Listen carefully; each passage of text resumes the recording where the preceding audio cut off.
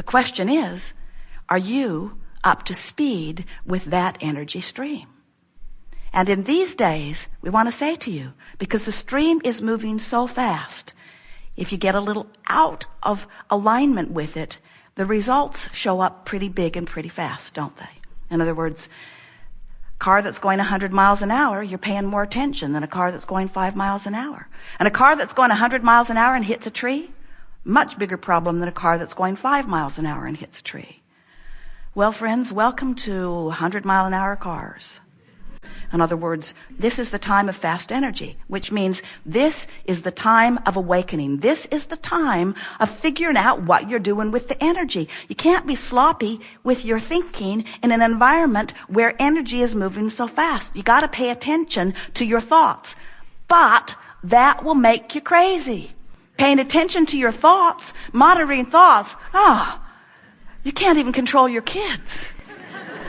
Monitoring your thoughts is hopeless. So don't monitor your thoughts. Just put your ear to the ground for the way you feel. And set forth a determination that you want to feel good and that you're going to use the power of your mind, your ability to focus, to find better and better and better and better feeling thoughts. Now, many of you have come to that decision long ago. We heard your New Year's resolutions. Many of you are determined to think more deliberately, to be more deliberately, to focus more on things that you want. But the thing that is a little tricky about that is that when you're in the middle of something that you don't want, and you can't just put a sack over your head, you can't just withdraw from your work or withdraw from your relationship or send your children to a foster home. In other words, you can't just withdraw from where you are and it has your attention. And what we want this gathering to help you come to a resolution about is that your now environment is going to have less of your attention, and where you're going and what you're wanting and how you're feeling is going to have more of your attention. We want you to realize that when something is happening and you feel strong negative emotion, that's not the time to try to find a bright, happy, fluffy thought, because law of attraction is not dealing those out to you right now. When your radio signal is set on 106, you can't hear what's being broadcast from 98.7. The frequencies are too far apart. Because what's been happening in your environment has you focused upon something gone wrong, you can't immediately focus upon my life is perfect in every way.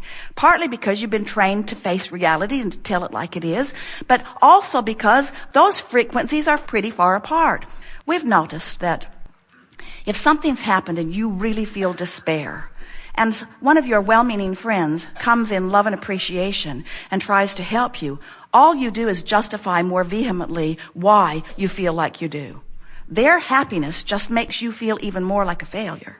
And their guidance just makes you feel even more like you'd like them to be dead. In other words, nothing's worse than to feel the opposite of who you are and how you want to feel and have some bright-eyed, fluffy person flapping in your face about how you create your own reality. You want to say to them, I'm sure that's not true, or you would be gone from my experience. But when you understand that it's not your job, nor is it even possible to find a really good feeling thought from that bad feeling thought, if you're in despair, revenge feels pretty darn good, doesn't it? Now, many say, we're in the wrong seminar. Thought we were going to hear about love. We just want you to realize that you can't find love from revenge. The frequencies are too far apart. But you can find, from despair you can find revenge, and from revenge you can find hatred, and from hatred you can find anger, and from anger you can find frustration, and from frustration you can find hope, and from hope you can find just about anything that you want. But there are some steps along the way, and we think that the reason so many people have given up on any awareness of what their emotions are telling them is because they have not understood the frequency of emotion. Everything that manifests in your life or anybody else's life that you are observing, everything that manifests is nothing more than, and we don't mean to diminish it because it's wonderful what's going on here, but nothing more than the indication of your vibrational countenance. It's an indicator. Manifestations are indicators of what you've been doing vibrationally, period. So if wonderful things are happening, You've got good indications of the good vibrations you've been offering. If things have been out of control in your life, then you've got manifestations that are indications of what you've been offering vibrationally. You don't go to your gas station when your gauge is on empty and lay your head on the steering wheel in utter despair. Oh, look what I've come to. I'd hoped it would last longer. I just couldn't keep it up.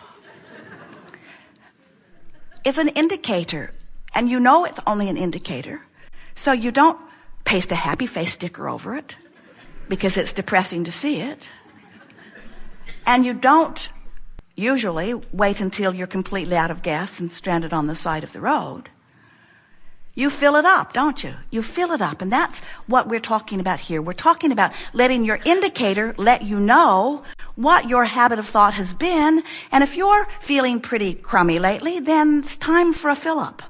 If things are sort of not going the way you want them to, it's time to tune up your thoughts. It's time to offer some more deliberate thought. It's time to seek a better attitude. It's time to become more cheerful. But again, we want to say to you, if you're depressed and someone's saying it's time to get more cheerful, we don't really mean it. If you're depressed, what we really want to say to you, it's time for revenge. And we mean that in the nicest way. We want you to realize that it's like you take your rubber raft down to the river's edge, and you, as humans, invariably will turn it upstream and start paddling very hard. And we say, if we were in your rubber raft, we would go with the current. We wouldn't fight the current. And you say, but we must be virtuous. Struggle and hard work, that's what we honor here. Those are the people for whom we make monuments and plaques and really big headstones. And we want you to understand that nothing that you want is upstream. And that every bit of struggle and consternation and determination, all that, I'm going to heal myself, I'm going to make it better, all of that has you focused upstream. We want you to feel the ease of letting go of the struggle. You don't even have to turn your boat around in the stream and begin paddling downstream. Just let go of the oars. The current will turn you. So this workshop really is not about teaching you to go with the stream because you have no choice. You are eternal beings, and who you are has been set into motion for a very long time. This seminar is about asking the question and helping you answer it. Are you going willingly? Are you going toward your natural unfolding willingly? And every time you're mad at somebody, you're going, but you're not going willingly. When you're loving, you're going, and you're going willingly. And you can feel the difference, can't you? When you are a vibrational match to what you're asking for, you feel glorious. The best state of being in all of the universe is to be physically focused, with life having helped you to ask for many things. And the source within you having found vibrational alignment with all that you've asked for, and you be focused in the direction of what you've been asking for, allowing the universe to yield to you through circumstances and events the path for the achievement of all that you are asking for. And you do not need to ever worry about running out of things to want, because contrast will always help you to define more of them. And you do not need to worry about ever not having that feeling of inspiration that is calling you forward, because there will always be that vibrational gap between what life has just helped you to ask for and your achieving of it.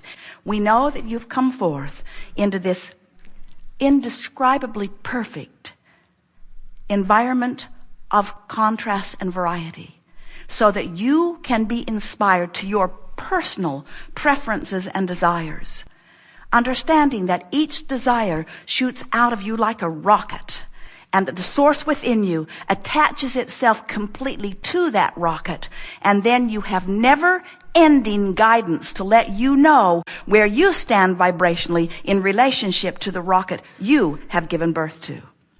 You and the life you're living are the reason your stream is moving as it is. And you and the focus of your thoughts are the reason that you're going or not. So everything about what's happening and everything about how you feel is utterly in your control. But then you say, and we even hear it from Esther from time to time, quite a bit this last month, but Abraham, it's not my fault. Esther standing in her new kitchen. Many things having just gone wrong in the new house. Saying to us, what were they thinking? We said, she couldn't hear us. We said, this is not a good pattern of thought going on here. Focus upon all of the wonderful things, and there are so many, but Esther was not on that train of thought. She was on the punch list of things to be fixed, which vacillated anywhere between 300 and 500 items.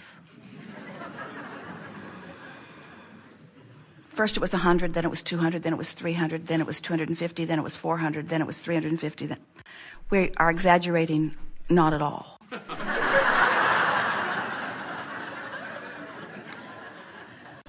And she said to us, Abraham, this cannot be my doing. I'm sure I haven't thought 500 things on the punch list worth of negative thoughts. And in that moment, the microwave made a funny sound, and she turned around and it said, fault 6.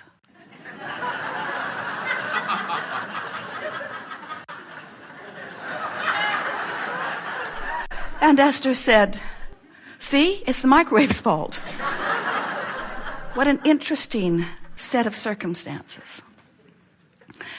We want you to understand that when you are focused upon what is, you must use what is as your point of asking and feel the difference. Now, there's something really good stirring here, because we see you in your physical experiences, and we know that you are living life fully. You are busy bunch.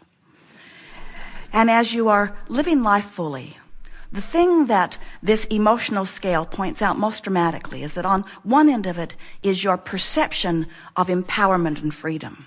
That's where all the good feeling emotions are. And on the other end of it is your perception of powerlessness, of not being free. And we want you to feel with us as we are moving through this day that when you are asking a question that is summoning an answer, that feeling of a question is so life-giving. In other words, when you feel free to receive the answer in the question that you are asking, even though the answer has not yet come to you, you feel wonderful. That's how you're wired. That's who you are. But when you focused in a way that you're now asking another question and you doubt that the answer to that question can come, that's paramount to the powerless feeling, the powerless end of the equation. And so we want to help you to understand that with everything that you are living, you are queued up for constant asking for improvement and answers to questions and solutions to problems. It's the way this expanding, never-ending universe works. And if the one small thing that you can gather as a result of us chewing here together today is that every question has an answer, and every problem has a solution, and every answer and solution is right at your fingertips if you could just be solution-oriented and answer-oriented rather than beating the drum of the problem, then tomorrow, everything not working right on your punch list would begin coming into alignment. You have punch lists of life where there are things that you want to queue up and you want them to be differently. And we want you to understand that you have a team of non-physical and physical beings all queued up, orchestrated, standing ready to do anything and everything that you want, provided you are a vibrational match to it. But no one can buck your current, no matter how cute you are, no matter how sweetly you say the words, and no matter how justified you believe that you are in getting what you want. You got to clean up your vibration. You got to clean up your vibration, which means simply you got to tell a new story. You got to tell the story of your life the way you want it to be, not the way it is. No longer look for sympathy. And you know, if you would stop looking, this is the only thing that we would say to Esther relative to all of this. You can tell her about this later. Point her back to this moment on the recording. Look at the time and tell her to listen back to this, because this is the thing that we most want you to understand. When you are standing in your physical environment and you have turned your punch list over to other mortals, that's where your trouble lies. Do not give your punch list to mortals. Give your punch list to the managers of the universe, because they'll get it for you every single time. What do you want to talk about? Some things.